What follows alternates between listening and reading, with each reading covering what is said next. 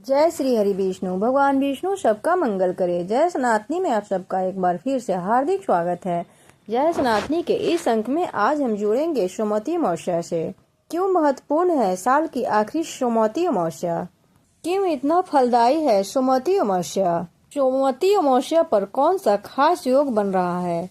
किस समय पूजा करें? आइए जानते हैं इस अंक में। 2024 में पड़ने वाली आखिरी सोमवती अमावस्या इस बार खास होगी।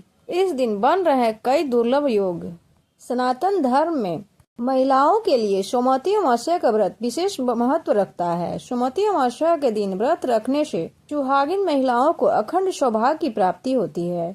ऐसी मान्यता है कि सुहागिन महिलाओं के लिए सोमवती अमावस्या का व्रत तोड़ने का सही समय और अवधि जानना बेहद जरूरी होता है। यह व्रत भगवान शिव को समर्पित है और इसे तोड़ने के लिए कुछ विशेष नियमों का पालन करना होता है। आमतौर पर सोमवती अमावस्या का व्रत का पारण अगले दिन सूर्योदय के बाद ही करने का विधान है और पारण से पहले किसी ब्राह्मण को दान देना बहुत शुभ माना जाता है। इस दिन विवाहित स्त्रियों द्वारा पीपल के वृक्ष को दूध, जल, पुष्प, अक्षत, चंदन इत्यादि से पूजन और वृक्ष के चारों ओर 108 बार परिक्रमा करना होता है तथा पीपल में धागा लपेटना होता है तथा 108 सिंदूर का पुड़िया बनाकर पीपल देवता को चढ़ाकर 108 बार भौरी देने का भी विधान है। ज्योतिष शास्त्र के अनुसार प्रत्येक अमावस्या को सूर्य और चंद्रमा एक साथ स्थित रहते हैं। सोमवार का दिन चंद्रमा को समर्पित है, इसलिए सोमवती अमावस्या का दिन विशेष पुण्य देने वाला माना गया है। सोमवार का दिन महादेव का माना गया है। देवाधिदेव भगवान शंकर ने चंद्रमा को अपने मस्तक पर धारण कर रखा है, इसलिए सोमवती अमावस्या पूर्ण रूपे न भगवान शिव को समर्पित है। सोमवती अमावस्या के दिन मौन रहकर स्नान, ध्यान और दान करने से 1000 गाय के दान का पुण्य फल प्राप्त होता है। यदि घर की स्त्रियां इस दिन यह काम करती हैं तो पूरे कुल का खानदान का कल्याण होता है। साल 2024 की अंतिम सोमवती अमावस्या 30 दिसंबर को होगी। हिंदू पंचांग के अनुसार सोमवती अमावस्या पुष माह के कृष्ण पक्ष की अमावस्या तिथि को रहेगी। अमावस्या 30 दिसंबर को सुबह 4:01 से आरंभ होगी और 31 दिसंबर को सुबह 3:56 पर समाप्त हो जाएगी। ऐसे में उदया तिथि के अनुसार पर सोमवती अमावस्या 30 दिसंबर यानी सोमवार को मनाई जाएगी। इस बार सोमवती अमावस्या के दिन वृद्धि योग सुबह से रात 8:32 पर रहेगा। उसके बाद ध्रुव योग शुरू हो जाएगा। इस दिन मूल नक्षत्र सुबह से रात 11:57 तक रहेगा और इसके बाद पूर्वाषाढ़ा नक्षत्र आरंभ हो जाएगा। ज्योतिष शास्त्र के अनुसार ध्रुव योग बेहद फायदेमंद होता है और भक्त के सारे कार्य सिद्ध होते हैं। इस दिन स्नान करने के उपरांत दान करने से अक्षय पुण्य की प्राप्ति होती है। इससे जीवन में कई मुश्किलें कम हो जाती हैं। वहीं इस दिन महिलाएं अपने पति की दीर्घायु और सुखी दाम्पत्य जीवन के लिए उपवास रखती हैं।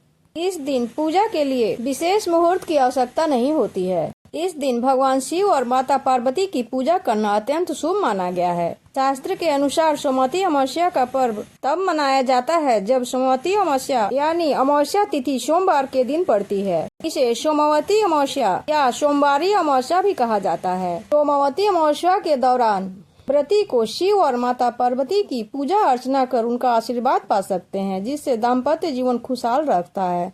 इस दिन भगवान शिव और माता पार्वती की पूजा अर्चना की जाती है। इस पवित्र व्रत के पालन से सौभाग्य और सुख समृद्धि की प्राप्ति होती है। साथ ही इस दिन पवित्र नदियों में स्नान कर दान पुण्य करने का विशेष महत्व बताया गया है। महाभारत युद्ध के बाद पूर्वजों की आत्मा की शांति के लिए पांडवों ने यहाँ 12 वर्ष तक सोमवती अमावस्या का प्रतीक्षा किया। बाद में सोमवती अमावस्या के आने पर युद्ध में मारे गए परिजनों की आत्मा की शांति के लिए पिंडदान किया। सोमवती अमावस्या के दिन पीपल के पेड़ की पूजा की जाती है। रात में पीपल के पेड़ के नीचे दीपक जलाने का विधान है। युधिष्ठिर को भीष्म पितामह ने इस व्रत का महत्व बताया है। आइए इसे भी जानते हैं। सूत जी बोले, बाणशैया पर पड़े हुए भीष्म पितामह जी के समीप जाकर धर्मात्मा युधिष्ठिर ने प्रणाम करके हितकारी वचन बोले। युधिष्ठिर बोले, भीम आदि ने भी भीष्म पितामह से बोले, दुर्योधन की बुरी सलाह से मेरे कुल का नाश हो गया। अब बालक, वृद्ध और सभी दुखी मनुष्यों को छोड़कर कोई राजा नहीं रह गया है। भरत वंश में केवल हम 5 भाई ही शेष हैं। तथा हमारा एक छत्र राज है, लेकिन मुझे यह अच्छा नहीं लगता। अपना जीवन भी मुझे अच्छा नहीं लगता। भोग में कुछ प्रीति नहीं। वंश का नाश देखकर मेरे हृदय को संताप रहता है। पितामह, अब आप ही बताएं कि हम क्या करें और कहाँ जाएं, जिसमें शीघ्र ही चिरंजीवी संतति प्राप्त हो। भीष्म जी बोले, सुनो, मैं तुम्हें व्रतों में एक उत्तम व्रत बताता हूँ, जिसके करने से सब कुछ सही हो जाएगा। इसके बाद भीष्म पितामह ने सुमति अमावस्या का महत्व बताया कि इस दिन पीपल के पेड़ का पूजन करो। पीपल के पेड़ के पास जाकर जनार्दन का पूजन करें। रत्न धातु या मिठाई फल जो लेना चाहते हो ले लो और पीपल के पेड़ की परिदक्षिणा करें। हर दक्षिणा में चढ़ाते हुए जाएं। चढ़ाए हुए फलों या मिठाई को अलग रखते जाएं। जब 108 परिदक्षिणा पूरी हो जाए तो शक्ति अनुसार 108 परिदक्षिणा की वस्तुएं देकर व्रत का समापन करें। उन्होंने बताया कि तुम उत्तरा को यह व्रत कराओ तो उसका पुत्र जीवित हो जाएगा। वह तीनों लोकों में गुणवान और विद्वान पुत्र होगा।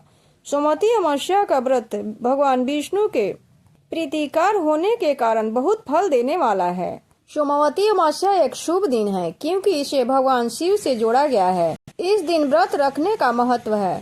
साथ ही इस विशेष दिन पर लोगों अपने पूर्वजों से प्रार्थना भी करते हैं। इस प्रकार सोमवती अमावस्या के दिन पितृ पूजा भी की जाती है।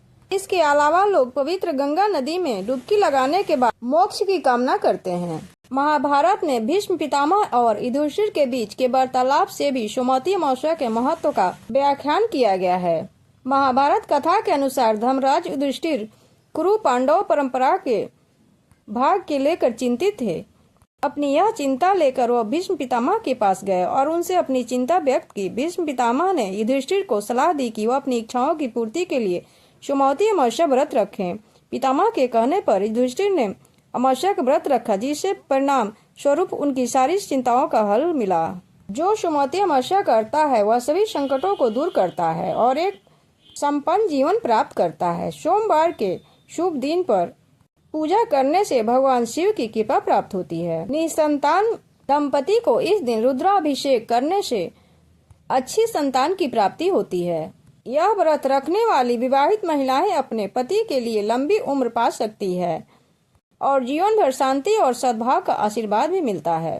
सोमवती अमावस्या का व्रत का पालन करने से जीवन में सकारात्मक परिणामों की प्राप्ति होती है और साथ ही भगवान शिव का दिव्य आशीर्वाद प्राप्त होता है।